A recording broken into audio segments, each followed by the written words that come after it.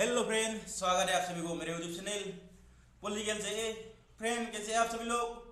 उम्मीद करता हूँ सभी लोग अच्छे होंगे। आज हम जानेंगे इस्लामिक देशों को थोड़ा सा अगला है और इस्लामिक देश अभी तक सो रहा था और इन लोगों को जगा दिया उन्हीं की जनता ने। देखते हैं पूरा क्या है। सबसे पहले तो आप सभी का इस मोहब्बत के लिए शुक्रिया। थोड़ी देर अगर मैं आपके सामने ना आऊं तो आप लोग बेचैन हो जाते हैं, आपको फिक्र होने लगती है कि आखिर वजह क्या है, पूरा दिन हो गया है, फराज भाई की कोई वीडियो क्यों नहीं आई है। आप सभी का इस फिक्र के लिए शुक्रिया।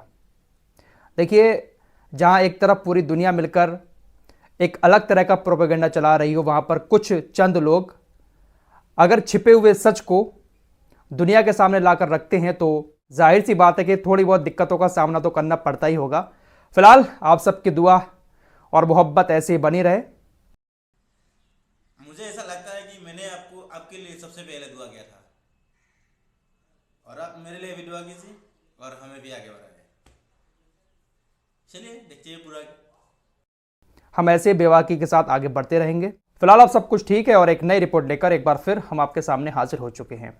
चैनल पर पहली बार आए हैं, चैनल को सब्सक्राइब करके हमारे साथ जुड़ जाएं और ऐसे ही प्यार मोहब्बत और सपोर्ट करते रहें। इंशाअल्लाह बेवाकी के साथ सारे छिपे हुए सच आपके सामने हम लाते रहेंगे। पहली और बड़ी खबर यह है कि कई सारे इस्लामिक देश जो अब तक अमेरिका को मदद कर रहे थे यमन के ऊपर हमले करने में, अपने एयरबेस को, अपने एयर स्पेस को अमेरिका को इस्तेमाल करने की इजाज़त दे रहे थे, जिसका इस्तेमाल करके अमेरिका यमन के ऊपर हमले कर रहा था। लेकिन पिछले एक हफ्ते से कोई ऐसी खबर नहीं आई है कि अमेरिका और ब्रिटेन की वायुसेना ने यमन के ऊपर कोई हवाई हमला किया हो। इसकी सबसे बड़ी वजह यह है कि कतर, यूएई, ओमान और कुवैत ने अमेरिका को अपने एयरबेस और दोस्तों, मैंने आपको बोला ही था ये इन इस्लामिक देशों अब सुधर गया, इसलिए उनकी जनता ने उसको सुधार दिया। कैसे सुधार दिया देखते हैं पूरा। एयर स्पेस को इस्तेमाल करने पर रोक लगा दी है। कतर, कुवैत, यूएई और ओमान के एयरबेस को इस्तेमाल करके अमेरिका अब यमन के ऊपर हमले नहीं कर पाएगा।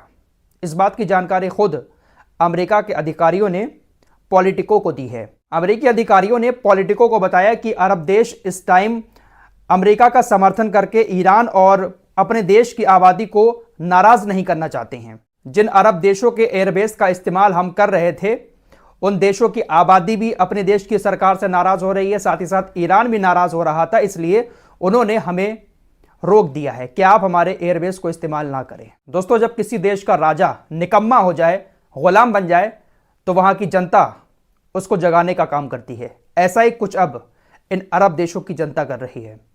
बड़ी खबर जॉर्डन से आ रही है। जॉर्डन की सरकार भी इस वक्त पूरी तरह से यहूदियों और अमरीकियों की गुलाम बनी हुई है, लेकिन वहां की जनता अपनी जॉर्डन को जगाने का काम कर रही है। आप सभी को पता ही है कि हुतीज ने लाल सागर में इजराइल के जहाज़ों को रोक दिया है, जिसके बाद जॉर्डन के ट्रक, सऊदी अरब के ट्रक रोड के रास्ते बहुत सारा सामान इजराइल तक पहुंचा रहे हैं। जिस रोड के जरिए जॉर्डन होकर जॉर्डन के ट्रक इजराइल में सामान लेकर जा रहे हैं, जॉर्डन की जनता ने उस रोड को ब्लॉक कर दिया। जॉर्डन के मुसलमान सड़कों पर उतर आए और उस रोड को ब्लॉक कर दिया, जिस रोड से ट्रकों के जरिए इजराइल तक खाना पहुंच रहा था। तो अब जनता, इस्लामिक देशों की जनता, इस्लामिक देशों के मुसलमान, इन्होंने मोर्चा संभाल लिया है। गुलाम देश नहीं है, बल्कि गुलाम उस देश को चलाने वाले हुक्मरान हैं, जबकि जो उन देशों की जनता है, जो मुसलमान हैं, वो पूरी तरह से फिलिस्तीन के सपोर्ट में है। कल आपको खबर दी थी कि तुर्की के राष्ट्रपति रजब तैयब एर्दोगान इजिप्ट के अंदर आए हैं। 12 साल के बाद तुर्की का कोई राष्ट्रपति इजिप्ट के अंदर आया, अपने संबंधों को अच्छा कर लिया, लेकिन उम्मीद थी कि शायद हो सकता है कि इजिप्ट में आकर इजिप्ट को थोड़ा बहुत भरोसा दिलाएं, थोड़ा सा हौसला दें कि आगे बढ़िए, रफ़ा के लोगों को बचाइए, गाज़ा के लोगों को बचाइए।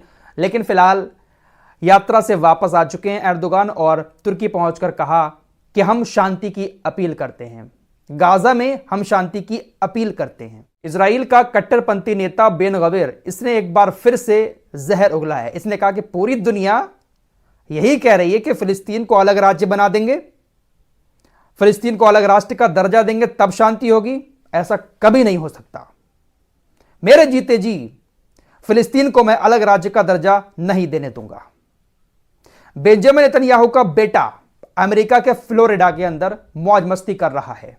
एक बार फिर से बेंजामिन नेतन्याहू के बेटे की कुछ तस्वीरें वायरल हुई हैं, जहां पर मस्ती के साथ ये चाय पीता हुआ नजर आ रहा है, मजे करता हुआ नजर आ रहा है। लोग अब बेंजामिन नेतन्याहू को घेर रहे हैं कि पूरी दुनिया के भाड़े के सैनिकों को बुलाकर गाजा के अंदर बेंजामिन नेतन्याहू उतार रहा है गाजा के लोगों को मारने के लिए। इजराइल के यहूदी जो रिजर्व दोस्तों, अभी मुझे लगता है इजराइल के लोगों को, इजराइल की जनता को अभी थोड़ा अकल आया। इन इस्लामिक देशों के साथ साथ इजराइल की जनता को भी थोड़ा अकल आया।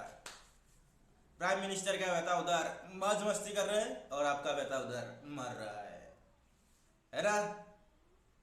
मुझे लगता है दोनों का कुछ आपस में मेल जुल है। सैनिक हैं जिनको सही से गोली चलानी भी नहीं आती, उनको गाजा के अंदर उतार दिया, लेकिन अभी तक अपने बेटे को बेंजामिन नेतन्याहू ने गाजा में क्यों नहीं बुलाया है। मेरे दोस्तों, नवंबर में भी जब जंग शुरू हुई थी तब भी बेंजामिन नेतन्याहू के बेटे की कुछ तस्वीरें बीच पर मस्ती करते हुए वायरल हुई थी। नेतन्याहू सबको लड़ा रहा है, लेकिन अपने बेटे को आराम से अमेरिका के अंदर मजे करवा रहा है। यहां से हर देश की उस जनता को समझना चाहिए जिस देश के नेता लोगों को सड़क पर उतार देते हैं दंगा करने के लिए, और उनके खुद के बच्चे कहां हैं उस दंगा करने वाली भीड़ को इसका पता ही नहीं होता है। किसी भी नेता का लाडला बेटा सड़कों पर उतरकर ना तो वो धर्म की रक्षा करता है और ना ही देश की रक्षा करता है। बहुत सारे एग्जाम्पल आपके सामने हैं। फिलहाल एक बड़ी खबर लाल सागर से आ रही है। ईरान से कुछ हथियार एक बार फिर से यमन की तरफ जा रहे थे, जिसको अमेरिका ने लाल सागर में पकड़ लिया है। ईरान से एक जहाज कुछ एडवांस वेपन लेकर यमन की तरफ जा रहा था, जिसको अमेरिकी तटरक्षकों ने लाल सागर में पकड़ लिया है। इससे पहले भी अमेरिकी तटरक्षक एक जहाज को पकड़ चुके हैं जो ईरान से यमन की तरफ एडवांस वेपन लेकर आ रहा था।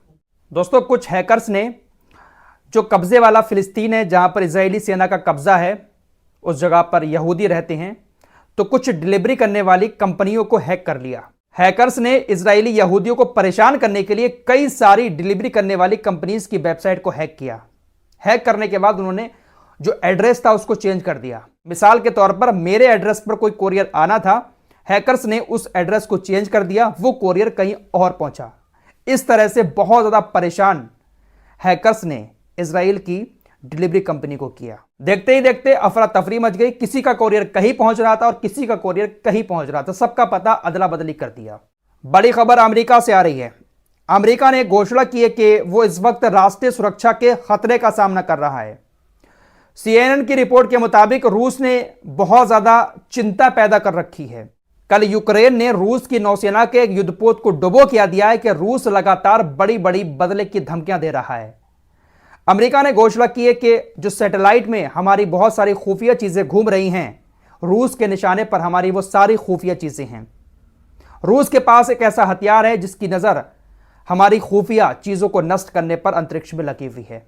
हमारी राष्ट्रीय सुरक्षा के लिए रूस एक बहुत बड़ा चिंता का सबब बना हुआ है। चिंता इस वक्त ब्रिटेन के प्रधानमंत्री ऋषि सुनक को भी बहुत ज्यादा सता रही है, क्योंकि जापान के बाद अब ब्रिटेन भी मंदी की चपेट में आ चुका है। पिछले 3 महीने में ऋषि सुनक के कार्यकाल में 0.3% ब्रिटेन की GDP गिर चुकी है। अपने देश की हालत खराब है, अपना देश संभाला नहीं जा रहा है और दूसरे के फटे में ये लोग टांग अड़ा रहे हैं, अपनी आर्मी को बेच रहे हैं, बड़ी बड़ी धमकियां दे रहे हैं, ऐसा कर देंगे वैसा कर देंगे। वो जो नशा था ना बादशाही का, दुनिया पर ब्रिटिश हुकूमत ने जो राज किया था ना, उसका नशा अभी भी औलादों के सर से उतरा नहीं है। इसीलिए बड़ी बड़ी बातें दुनिया के सामने करते रहते हैं, जबकि खुद के अंदर कंगाली छाई हुई है। फिलहाल इस रिपोर्ट में इतना ही, और भी कुछ अपडेट आ रहे हैं, आपको अगली वीडियो में बताएंगे। तब तक के लिए अपना ख्याल रखिए। अल्लाह हाफिज। इस वीडियो में अभी तक यही है। मिलते हैं अगले वीडियो में। दुआओं में याद कीजिए, और अगर आपने मेरे चैनल में नया है तो प्लीज चैनल को सब्सक्राइब करना ना भूलें। साथ ही लाइक, कमेंट और अपने दोस्तों को भेजना ना भूलें।